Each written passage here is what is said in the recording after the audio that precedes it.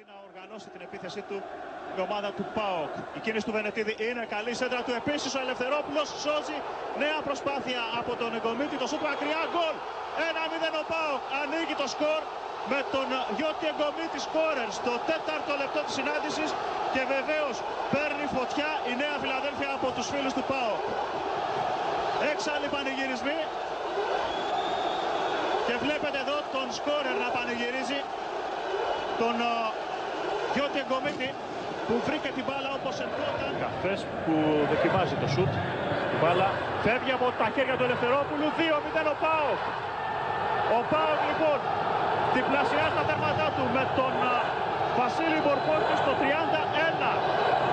Και αυτή τη φορά θα έλεγε κανείς ότι το προβάδισμα που αποκτά είναι πολύ σημαντικό. Έχει το προβάδισμα των δύο αυτών τερμάτων και όπως φαίνεται στον πάγκο έχουν πάρει όλα τα μέτρα τους για να μπορέσει η ομάδα να ξεπεράσει την αναμενόμενη αρχική αυτή επίθεση του Ολυμπιακού, ώστε να μπορέσει να φτάσει στον επιθυμητό στόχο που είναι το τρόπαιο. Μάλιστα, Πατσατζόγλου. Ο Κάς όμως για τον Γεωργιάδη, αυτός απέναντι από τον Ελευθερόπουλο. Το σουτ 3-0 ο ΠΑΟΚ με το ξεκίνημα του δευτέρου ημιχρόνου. Στο 46 ο ΠΑΟΚ ανεβάζει το δίκτυο του σκορ στο 3-0 με σκόρερ τον Γεωργιάδη. Πριν καλά ζεσταθούν οι ομάδες στο δεύτερο ημίχρονο, ο Γεωργιάδης, εδώ η αντίδραση του Μπάκεβιτς, πετυχαίνει το τρίτο γκολ του ΠΑΟΚ σε αυτή την ξαφνική επίθεση του ΠΑΟΚ και την ολιγορία των παικτών του Ολυμπιακού που απλά παρακολουθούσαν τους αντιπάλους τους. Ο απόλυτος ευνηδιασμός από πλευράς Ντούσαν Μπάγεβιτς. Ο απόλυτος ευνηδιασμός, ας μου επιτραπεί να το επαναλάβω. Τη φάση, ο Κάς έβγαλε στον Γεωργιάδη και αυτός απέναντι από τον Ελευθερόπουλο, πλασέ του Γεωργιάδη. Εγκομίτης και ο Κάς με κλειστά μάτια βρίσκονται οι δύο κύπροι μεταξύ τους. Και τώρα δεν υπάρχει offside βέβαια. Ο Εγκομίτης φεύγει από πολύ πίσω. Να δούμε τι δυνάμεις έχει βέβαια. Πάρα πολύ ωραία η κίνηση του Εγκομίτη. Ο Ελευθερόπουλος σώζει το σούτ, την μπάλα στα δίχτυα. 4-0 από τον Αλιτζή. Ο ΠΑΟΚ δίνει διαστάσεις τριάμβου. 4-1 συγγνώμη, δίνει διαστάσεις τριάμβου στην νίκη του. Στο 85. 5 λεπτά πριν τελειώσει ο τελικός, νομίζω ότι ο ΠΑΟΚ καθαρίζει το παιχνίδι και ο Τίνος Καραμετρούσης έχει το λόγο. Ένα πανηγύρι έχει στηθεί εδώ στον πάγκο του ΠΑΟΚ. Ο Γιώργος Εγκομίτης ήρθε και αφιέρωσε τον γκολ στον Ντούσαν Μπάγεβιτς. Ο Ντούσαν Μπάγεβιτς πράγματι ενθουσιάστηκε με αυτή την τέταρτη επιτυχία της ομάδας του.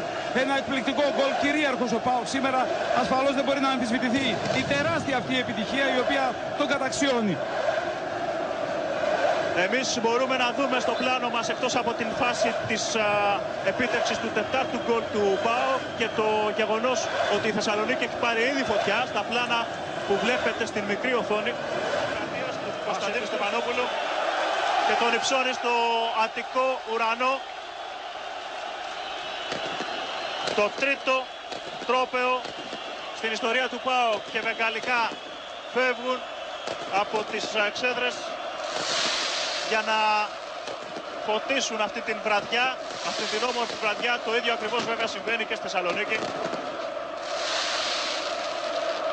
Ένας-ένας οι παίκτες του ΠΑΟΚ θα σηκώσουν το κύπελο για τις απαραίτητες φωτογραφίες και βεβαίως θα πάρουν όλη τη χρονιά να διατηρεί τους παίκτες του ΠΑΟΚ σε καλή ψυχολογική κυρίως κατάσταση και μετά αγωνιστική, γιατί αυτοί οι παίκτες αντιμετώπισαν πολλά οικονομικά προβλήματα με μια σχεδόν ανύπαρκτη διοίκηση που δεν στάθηκε δίπλα τους τις δύσκολες στιγμές, παρά υπήρχε η προσωπικότητα του Ντούσαν Μπάγεβιτς, ο οποίος ενέπνευσε αυτούς τους ποδοσφαιριστές όταν ακόμη έκαναν και τις αποχές τους και τις απεργίες τους από τις προπονήσεις, τους κράτησε σε καλή κατάσταση και έφτασαν σήμερα μέχρι εδώ με την προεδρία του Πέτρου Καλαφάτη.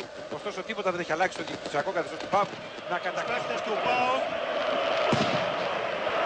που τρέχουν να κάνουν τον γύρο του θριάμβου και να πανηγυρίσουν μαζί με τους 6.500 φίλους της ομάδας που ήρθαν στην Αθήνα για να συμπαρασταθούν σε αυτή την προσπάθεια της αγαπημένης της ομάδας.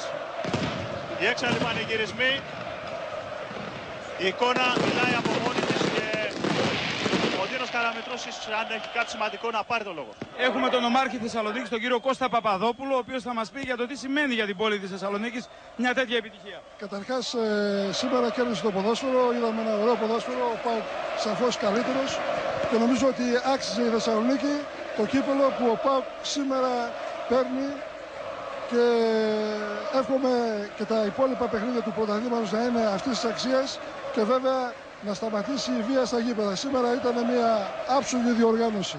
Πιστεύατε ότι ο ΠΑΟΚ θα μπορούσε να κατακτήσει τόσο εύκολα μια τέτοια μεγάλη επιτυχία? Τόσο εύκολο όχι, γιατί ο Ολυμπιακός είναι πολύ καλή ομάδα, αλλά κοιτάξτε, ο κόσμος που κατέβηκε τη Θεσσαλονίκη πίστευε σε αυτά τα παιδιά, πίστευε στον προπονητή και νομίζω ότι σήμερα στον αγωνιστικό χώρο ο ΠΑΟΚ απέδειξε ότι μπόρεσε και το κύπελλο το πήγε στο Λευκό Πύργο.